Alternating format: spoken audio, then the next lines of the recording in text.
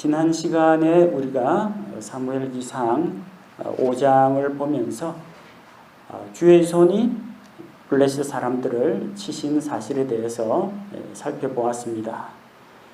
그래서 블레셋 사람들의 부르짖는 소리가 하늘에까지 사무치고 또 그들이 독한 종기로 인해서 괴로움을 당하고 마침내 죽는 자들이 많이 나왔습니다. 전능하신 하나님의 손길 앞에서 인간은 그야말로 나약한 존재라는 것이 확실하게 입증이 된 사건입니다. 자, 그래서 블레셋 귀족들이 다시 모여서 회의를 엽니다. 전리품이라고 좋다고 가져왔는데 알고 보니까 이게 살아있는 하나님이 임재하시는 하나님의 상징물입니다. 그래서 자기들이 그것을 우상의 전각에 들여다놓은 것도 죄고 또 그것을 이스라엘에게서 탈취해온 것도 이제 죄라는 것을 알고 이제는 원상복구시키자. 언약궤는 언약궤가 마땅히 있어야 할 곳으로 돌아가야 된다. 그래서 오늘 블레셋 사람들이 언약궤를 돌려보내기 위한 회의를 열고 또 그것을 실천에 옮기게 됩니다. 하나님의 언약궤가 전쟁터에서 블레셋 사람들의 손에 넘어간 다음에 얼마 동안 그 땅에 머물렀느냐 하면 1절에 보니까 7달 동안이라고 합니다. 주의 궤가 블레셋 사람들의 지방에 7달 동안 머무니라. 장장 7개월 동안 하나님의 언약궤가 블레셋 사람들과 함께 있었습니다. 얼마나 괴롭겠습니까? 7개월 동안 하나님께서 그들을 치시고 독한 종기로 고생을 했다는 겁니다. 입장을 바꾸어서 이야기하면 이스라엘에는 7개월 동안 하나님의 언약궤가 없었다는 이야기입니다. 하나님의 언약궤가 성소에 있어야 하는데 성소에 없어요. 언약궤 없는 성소는 별반 의미가 없습니다. 성소가 왜 있습니까? 하나님의 언약궤, 하나님이 임재하시는 그 긍휼의 자리, 그리고 그 하나님의 긍휼의 자리에 피를 뿌려가지고 죄를 속하고 그러는데 주의 궤가 없다. 성소가 기능을 잃습니다. 어떻게 예배를 드리기가 곤란한 실정이 됩니다. 한쪽은 언약궤가 7개월 동안 자기들 함께 있어가지고 괴롭고 한쪽은 하나님의 언약궤가 7개월 동안 없어가지고 괴롭습니다. 7개월이에요. 우리는 독한 종기는 아니고 코로나 바이러스, 호흡기 질환을 가지고 벌써 지금 2월 달부터 지금까지 몇 개월째 고생하고 있습니다. 그래도 하나님께서 예배드리고 성경 공부하고 교제할 수 있는 기회를 주신 것은 참 감사하게 생각합니다. 왜냐하면 우리는 언약궤가 없어도 예배 드릴 수 있거든요. 성도들이 모이면 그것이 교회고 회중이고 그 가운데서 말씀도 있고 찬양도 있고 기도도 있고 헌금도 있고 또 섬김과 헌신도 있고 그럼 예배 드릴 수가 있거든요. 근데 구약 시대에는 신약 시대의 모형으로 하나님의 임재를 상징하는 번제단이라든지 안에 빵을 진열하는 상이나 그리고 분향 제단이나 금으로 만든 등잔대나 언약궤나 이게 다 있어야 하나님께 경배 드릴 수가 있었다는 겁니다. 7개월 동안의 그런 하나님의 언약궤를 잃어버린 이스라엘 백성, 7개월 동안 언약궤 때문에 시달린 블레셋 사람들 다 힘들었습니다.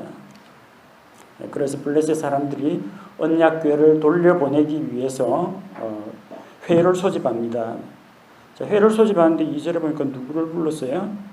블레셋 사람들이 제사장들과 레위 사람 제사장이 아니고 그 다곤 신전에서 섬기는 이교도들의 제사장들입니다. 제사장들과 점쟁이들을 불러서 자문을 구합니다. 왜 제사장들하고 점쟁이들을 불러서 물어보느냐? 원래는 다곤 신이여 이런 일이 있습니다. 어떻게 할까요? 하고 다곤 신에게 물어야 되는데 아시다시피 다곤 신은 그 신상이에요.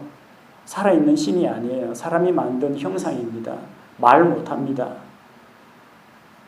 움직이지도 못해요. 사람들이 그 앞에 와서 기도를 해도 알아듣지도 못합니다. 그럼 그 우상을 대신해서 누가 행시하느냐? 제사장 이런 사람들이 신의 대리자로서 대신해서 자문을 하고 대답을 해주고 합니다. 그리고 우상을 섬기는 사람들이다 보니까 뭐 점쟁이들, 마술사들 이런 사람들도 이 교도들에게 많이 있었습니다. 자문을 구합니다. 어차피 뭐 기도해봤자 신들이 응답하지 않는다는 거 뻔히 아는 사실이고 자기들이 잘 알아요. 종교 지도자들이 그 신들을 대신해서 의견을 내는 겁니다. 안건이 두 가지예요. 주의 죄를 어떻게 처리할 것인가 하는 겁니다. 어떻게 처리할 것인가. 어떻게 하긴요. 이쪽 땅에도 못 받겠다고 하는데 아스도세도 안 된다. 다른 데 옮겨라. 가드에 가니까 가드도 안 된다. 에그론 우리한테 가지고 오지 마라. 받아주는 데가 없어요. 결국 어떻게 처리할 건가 보내야 된다는 거예요. 블레셋 땅 밖으로 보내야 됩니다. 근데 보내긴 하는데 어떻게 보낼 거냐는 겁니다. 어떻게. 무엇을 가지고 언약궤를 그 처소로 보낼 것인가. 가지고 올 때는 그냥 전리품으로 뺏어가지고 왔는데 이거 그냥 돌려보내면 또 이스라엘의 하나님, 그 하나님의 진노가 임할까봐 어떻게 하면은 이스라엘의 하나님의 마음을 달랠 수가 있을까 그걸 생각하는 겁니다. 그래서 이 종교 지도자들, 제사장들이나 점쟁이들이 의견을 내는데 범법 헌물을 드리라고 합니다. 자, 구약 시대에 여러 가지 헌물 제도 가운데에서 죄와 관련된 게 죄 헌물과 범법 헌물이 있습니다. 죄 헌물은 죄에 대한 용서를 받기 위한 것이고요. 범법 헌물은 죄, 실수, 잘못에 대해서 하나님 앞에서 용서를 구하고 또 한편으로 자기가 잘못한 것에 대해서 손해를 끼친 것에 대해서 보상을 하는 의미가 담겨 있습니다. 레위기 5장 15절에 보니까 만일 어떤 혼이 범법하고 알지 못하여 주의 거룩한 것들에서 죄를 지으면 그는 자기의 범법으로 인해 주께 범법 헌물로 내가 정한 값대로 성소의 세겔에 따라 은 몇 세겔에 상당하는 흠없는 순양을 양떼에서 가져다가 자, 하나님 앞에 직접 지은 그런 죄에 대해서 죄 헌물을 드리는데 또 사람과 사람 사이에 지은 죄도 죄는 누구에게 짓는 거라고요? 하나님께 대해서 짓는 겁니다. 죄는 하나님의 거룩하심, 하나님의 말씀, 하나님의 뜻을 어기는 것이 죄입니다. 사람들 사이에 거짓말을 하거나 간음을 하거나 이 피해 당사자가 사람이라고 할지라도 그 죄는 하나님께 짓는 겁니다. 자, 이 경우에 하나님 잘못했습니다 하고 용서만 구하면 되는 게 아니라 자기가 손해를 끼쳤으면 그 손해를 보상을 해줘야 돼요. 피해 보상을 해줘야 됩니다. 예컨대 자기가 이웃의 가축을 맡았어요. 자기가 실수로 잘못해가지고 가축이 죽어버렸어요. 신실하지 못했죠. 정신 똑바로 차리고 지켰어야 되는데 자 그러면은 하나님 제가 신의를 지키지 못했습니다 하고 회개하고 끝나는 게 아니라 자기한테 가축을 맡긴 그 사람한테 피해 보상을 해줘야 됩니다. 범법 헌물이 죄 헌물과 다른 점이 있다면 죄에 대한 용서뿐만 아니라 피해에 대한 보상과 회복을 동반한다는 것. 그런 점이 차이가 납니다. 언약궤에 대해서 그들이 어떤 잘못을 저질렀어요? 하나님의 언약궤를 레위 사람들도 아닌 이교도들이 함부로 만졌어요. 전쟁터에서 빼앗아가지고 가지고 왔잖아요. 신성모독이죠. 그 하나님의 언약궤에 영광을 돌리지 않고 우상의 정각에다가 넣었습니다. 하나님과 우상이 어떻게 같이 있습니까? 신성모독의 죄를 저질렀습니다. 무지한 이교도들이라 그렇습니다. 알지 못하여 어떻게 여호와 하나님을 섬겨야 되는지 몰라요. 자, 또 어떤 죄를 저질렀어요? 부당하게 빼앗았다는 겁니다. 이거 자기들 거 아니에요. 전쟁터에서 약탈해 온 겁니다. 원래 어디에 있어야 돼요? 이스라엘 진영에 가 있어야 하는데 자기들이 이스라엘 백성으로부터 부당하게 탈취해 온 겁니다. 그래서 이제 회복하려면 어떻게 해야 되냐면 미안하다 가져가라 이런 식으로 돌려주는 것에서 끝나면 안 됩니다. 거기에 대해서 보상을 해서 갚아야 됩니다. 하나님께 예물을 드려야 돼요. 그래서 그들이 하는 이야기가 하나님의 궤를 보내려거든 빈 채로 보내지 말고 반드시 그분께 범법 헌물, 예물도 같이 보내야 한다는 겁니다. 그렇게 할 때 병이 나을 것이다. 죄에 대해서 회개하고 피해 보상도 해주고 그러면 이 7개월 동안 블레셋 사람들을 친 그 종기의 재앙 거기서 우리가 회복이 될 것이고 또 왜 주께서 주의 손이 이 블레셋 사람들을 그렇게 치셨는지 정말 이게 하나님의 손인지 아니면 우연히 일어난 전염병인지 우리가 알게 될 것이라고 했습니다. 자, 그럼 뭘 범법 헌물로 드려야 되느냐? 뭘 드려야 돼요? 이 사람들에게 만약 율법서가 있었더라면 혹은 어디 가서 이스라엘 땅에 가서 레위 사람이라도 한 사람 붙잡아 왔으면은 조언을 구했을 겁니다. 우리 잘 몰라서 그러는데 우리 다곤 신한테는 이런 식으로 예물을 드렸는데 이스라엘 하나님 앞에 죄 용서 받으려면 뭐 드려야 되느냐 물어봤을 겁니다. 레위 사람이 가르쳐 주겠죠. 이번 건은 소를 드려야 된다. 혹은 양을 드려야 된다. 그렇게 조언을 해줬을 겁니다. 근데 지금 누가 거기에 대해서 답하고 있어요? 이방 신들을 섬기는 제사장들하고 점쟁이들이 답하고 있습니다. 그 사람들이 모세 오경의 레위기를 알 리가 없죠. 그래서 범법 헌물로 뭘 드릴까 하니까 금으로 형상을 만들어서 종기 5개, 금쥐 5마리 요걸 예물로 드리자고 합니다. 왜 5개냐? 왜 5개예요? 블레셋이 5부족 연맹체이기 때문입니다.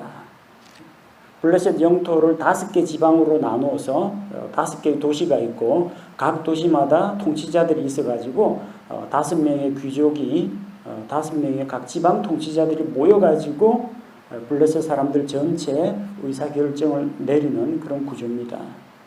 그래서 여기에 나온 것처럼 블레셋 사람들의 귀족들의 수대로 4절에 나오죠. 귀족들의 수대로 5이야 된다는 겁니다.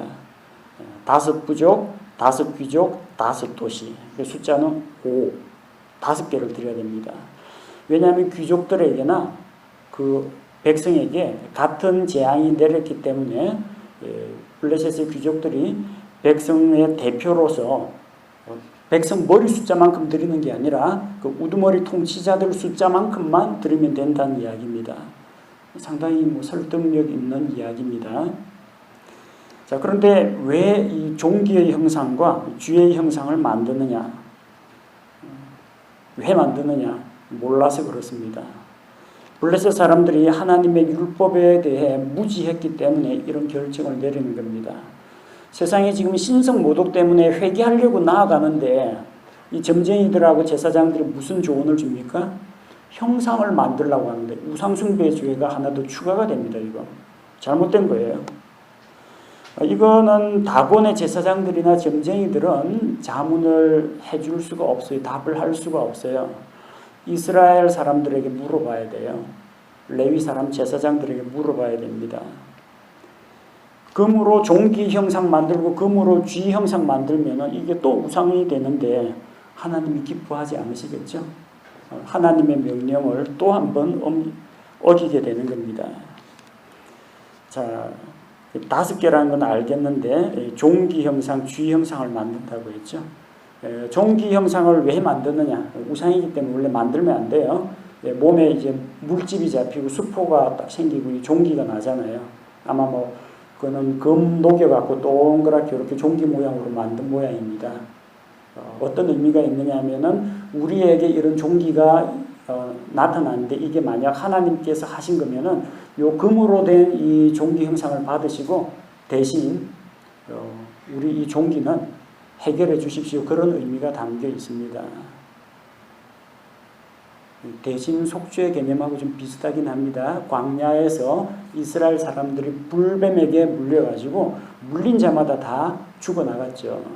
하나님께서 뭘 일러주셨습니까? 구리로 노수로 뱀을 만들어가지고 장대에 달라고 했습니다. 노뱀은 사람 안 물어요. 노뱀은 독이 없어요. 아무런 독도 없고 죄도 없는 노뱀을 장대에 달아놓고 그걸 바라보는 자는 다 나음을 얻었다는 겁니다. 그것과 유사한 거라고 보면 됩니다. 이 금으로 만든 종기는 물집이 퍽 터지거나 옮거나 그러지 않습니다. 우리 이 종기 대신 이 금으로 된 종기를 받으시고 이 종기는 해결해 주십시오. 그런 의미를 담아서 한 겁니다. 자, 그리고 쥐의 형상을 만들려고 했는데 우리 사무엘기상 5장에 보니까 쥐 이야기는 한 번도 나온 적이 없어요. 왜 갑자기 쥐 형상을 만드느냐?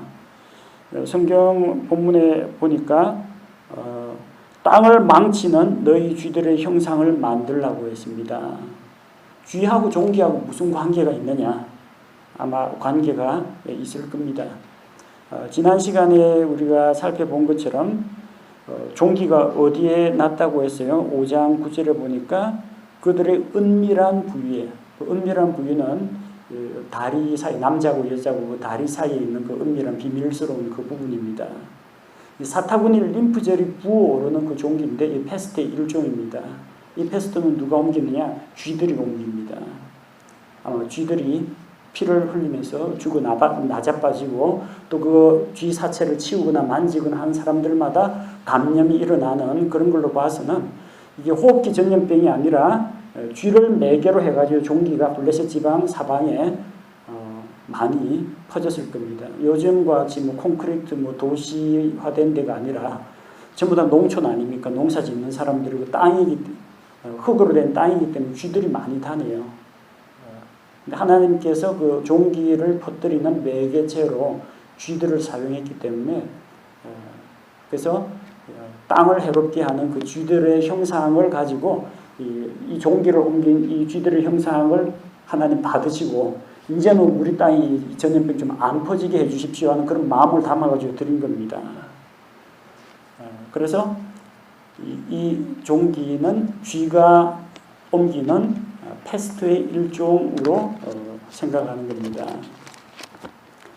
이게 그들도 사실 꼭 이래야 되는지 이렇게 하면 정말로 문제가 해결되는지 자신은 없었어요. 잘 되면은 나을 수 있을 거라는 막연한 기대감을 가진 겁니다. 5절에 보니까 나오죠.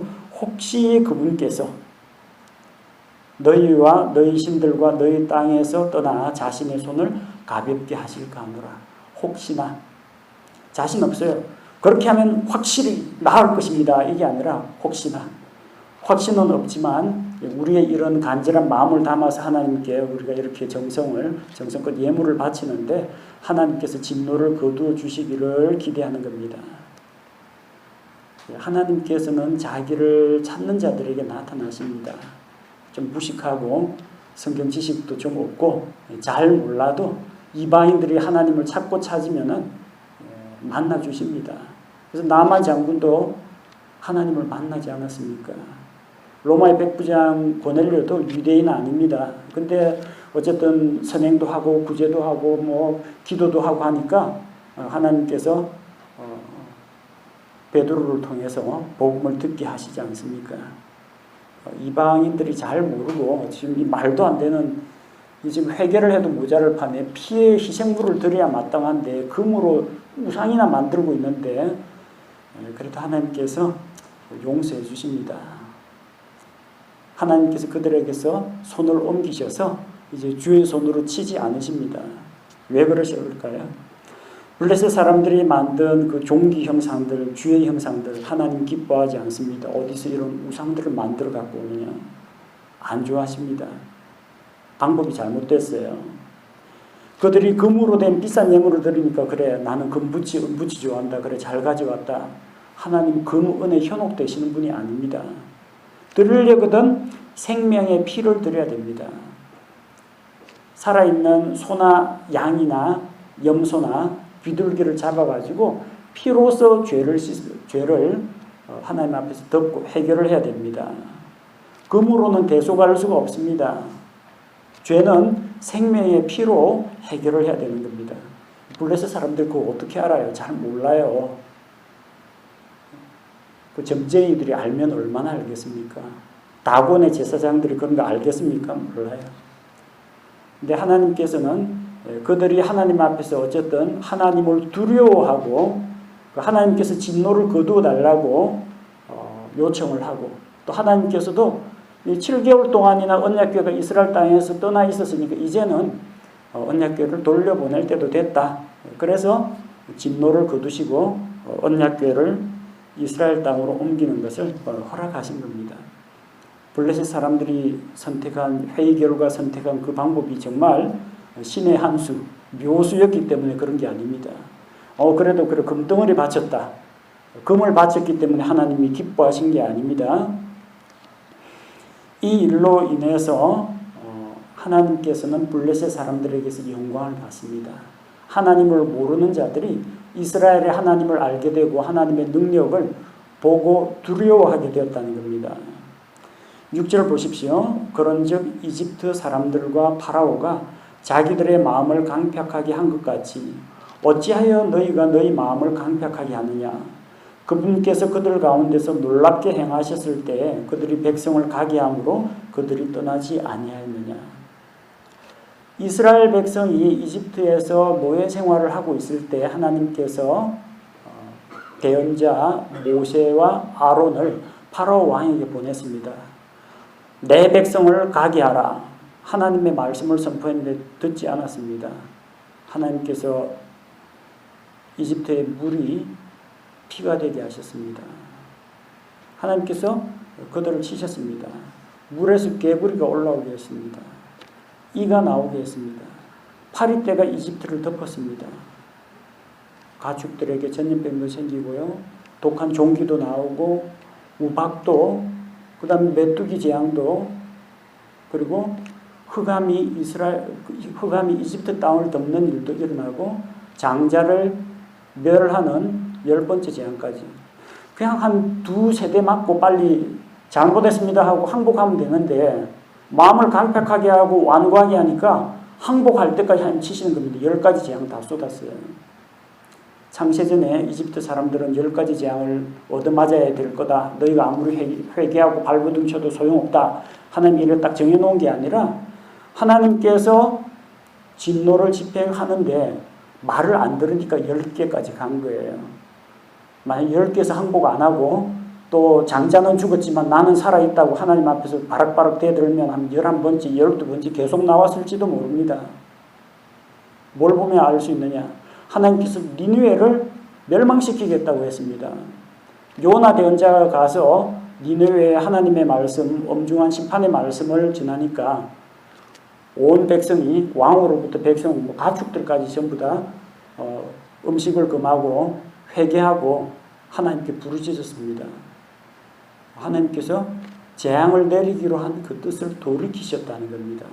빨리 회개하면은 덜 많습니다. 빨리 회개하면 잘못한 거 있으면 부모님하고 사이에 잘못한 게 있으면은 때릴 테면 때리세요 하고 이렇게 완고하게 나가는 것보다 그냥 죄송합니다. 잘못했습니다. 다시는 안 그러겠습니다. 이게 빨리 나오면은 징계가 빨리 끝납니다. 하나님하고 관계에서도 마찬가지입니다. 바락바락 고집 피우고 회개 안 하고 변명하고 합리화하고 도망갈 구멍 찾고 그러다가 더 많이 맞는다는 겁니다. 이 블레셋 사람들은 이걸 알아요. 이집트 사람들이 그냥 하나님 앞에서 바락바락 대들다가 결국 10가지 재앙 다 맞았지 않습니까? 우리는 그렇게 하지 말자는 겁니다.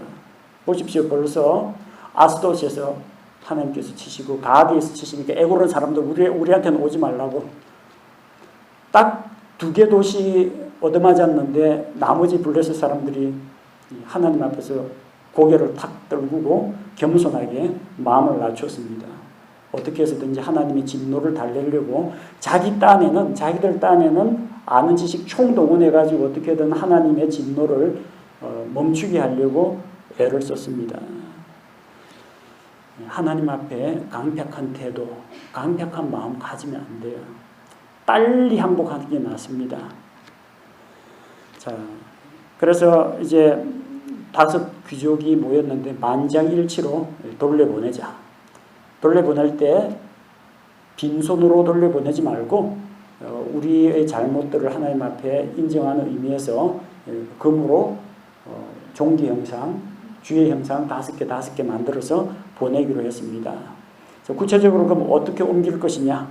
7절에 보니까 새로 수레를 만들라고 했습니다. 방법이 좀 잘못되긴 했어요. 이거 원래 언약궤는 이삿짐처럼 수레에 싣고 다니는 게 아니고 어떻게 해요? 레위 사람 제사장이 이거 매야 됩니다. 근데 블레셋 사람들 중에 레위 사람 제사장이 어디 있습니까?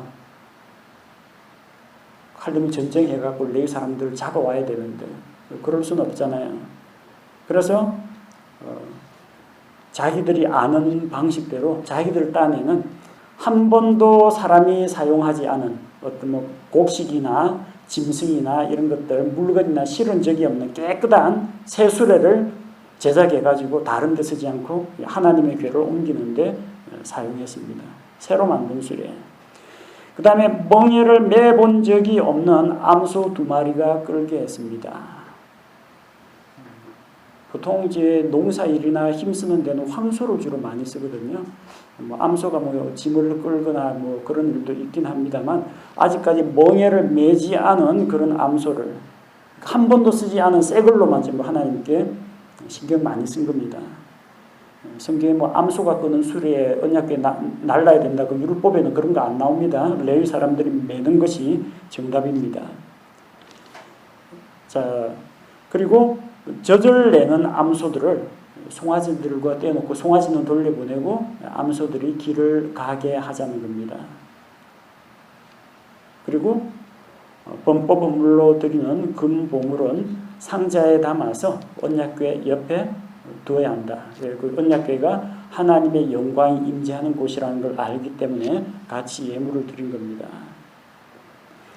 자, 그래서 이 블레셋 사람들은 잘은 모르지만 자기들이 할 수 있는 최선의 것을 하려고 애를 썼다는 겁니다.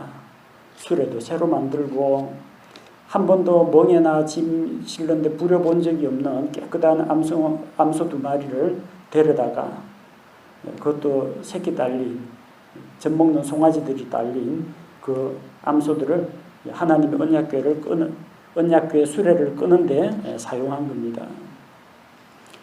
자, 블레셋 사람들은 이것이 과연 이 질병이 하나님께로부터 온 것이냐, 우연히 일어난 것이냐 알아보고자 했습니다.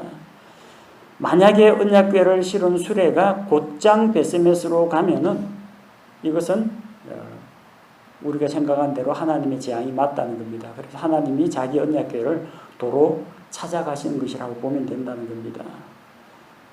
만약 그렇지 않다면 블레셋 사람들에게 일어난 질병은 그냥 우연히 일어난 걸로 봐야 된다는 겁니다. 암소가 그냥 엉뚱한 길로 가거나 이스라엘 땅 말고 엉뚱한 곳으로 가거나 아니면 안 움직이거나 집에 있는 송아지 젖주려고 도로 돌아가거나 이러면은 이거는 하나님이 하신 일이 아니라는 겁니다. 그걸로 알아보고자 했어요. 블레셋 사람들이 그렇게 한 이유가 뭐냐면요. 암소들은 이게 소도 이제 모성애가 있어가지고 젖먹이 송아지들하고 안 떨어집니다. 그래서 송아지는 집으로 돌려보내고 암소한테 수레 끌려고 하면 안 가요. 근데 만약에 간다면 이건 기적입니다. 하나님께서 암소들을 통해 가지고 자기의 언약궤를 가져가시는 거라고 볼 수가 있다는 겁니다. 그 다음에 그 블레셋 사람들의 이 암소들은 내 외양간에 있었지 짐 싣고 이스라엘 땅에 간 적이 한 번도 없어요. 멍에를 매지 않은 거기 때문에 지리도 몰라요. 가본 적도 없어요. 가본 적도 없는 길을 이 암소들이 정확하게 베세메스 길로 쫙 찾아가 올라간다면 이거는 하나님께서 직접 역사하신 거라고 보자는 겁니다. 그래서 일부러 젖먹이 송아지들 딸린 암소들로 하여금 수레를 끌게 한 것입니다. 이교도들은 하나님에 대해서 잘 모르고 율법도 잘 모릅니다. 하나님을 어떻게 섬겨야 되는지, 언약궤는 어떻게 대해야 되는지, 뭘 드려야 범법은물로 뭘 드려야 하나님이 만족해 하시는지 몰라요. 보면 여기 나와 있는 것들이 율법대로 되어 있는 게 사실상 거의 없어요. 그런데 하나님께서 받으셨다는 겁니다. 방법은 잘못됐지만 누가 우상 만들라고 했어요? 피의 희생물을 드려야지 누가 금 붙여가지고 우상 만들라고 해서 쥐 만들고 종기 만들고 누가 그런 거 시켰어요?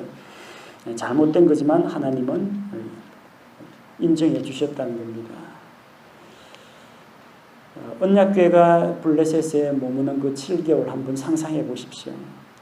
블레셋 사람들은 언약궤 때문에 괴로움을 당했습니다. 이스라엘 사람들은 언약궤가 없어가지고 7개월 동안 괴로움을 겪었습니다.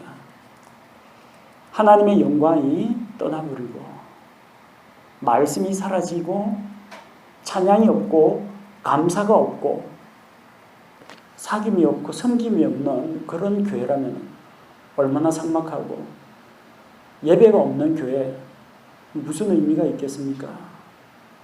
이스라엘 백성은 장장 7개월 동안 그런 괴로움을 당했다는 겁니다. 우리가 하나님께 예배 드릴 수 있다는 것이 얼마나 다행이고 감사한지 모르겠습니다. 자기가 알지 못하고 저지른 잘못에 대해서는 구약시대에는 범법 업무를 들여서 해결했습니다. 범법 업무는 죄에 대해서는 하나님 앞에서 속죄하고 자기가 지은 죄로 인해서 누군가에게 피해를 입혔으면 그 피해를 보상하는 그런 의미가 있습니다. 금이나 은으로는 우리의 죄를 대속할 수가 없습니다. 오직 흠없고 점없는 어린 양 같은 예수 그리스도의 피가 우리 죄를 속합니다. 생명의 피가 죄를 속합니다. 블레셋 사람들은 이런 진리를 알지 못했습니다. 진리는 알지 못했지만 어쨌든 블레셋 사람들은 하나님께 대해 바르게 알지는 못했지만 하나님에 대해서 정말 갈급하게 애가타게 찾았습니다. 어떻게 하면 하나님의 진노가 떠나게 할까?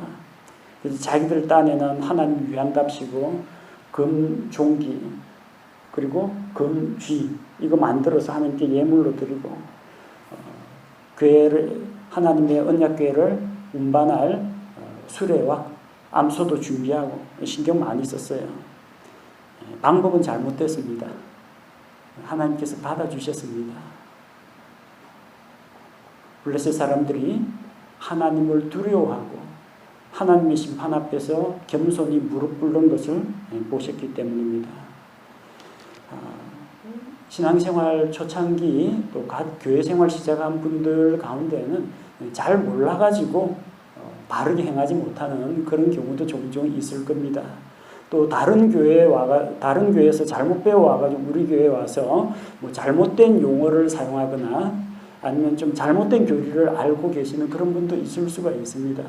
너무 야단치지 마세요. 하나님에 대해서 예수 그리스도를 구원자로 만나고 이제 한창 자라가고 알아가는 과정이지 않습니까?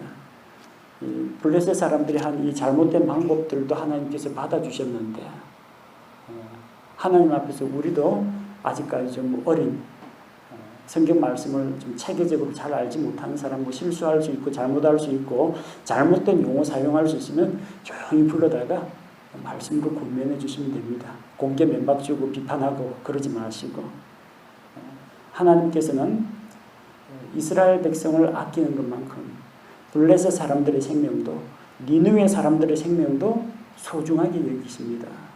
우리는 어떻게 해야 되겠어요? 하나님의 관심으로 그런 사람들을 받아들이고 잘못된 것은 사랑 가운데에서 진리를 말하면서 바로 세워주는 것이 우리 교회가 감당해야 할 일이라고 생각합니다.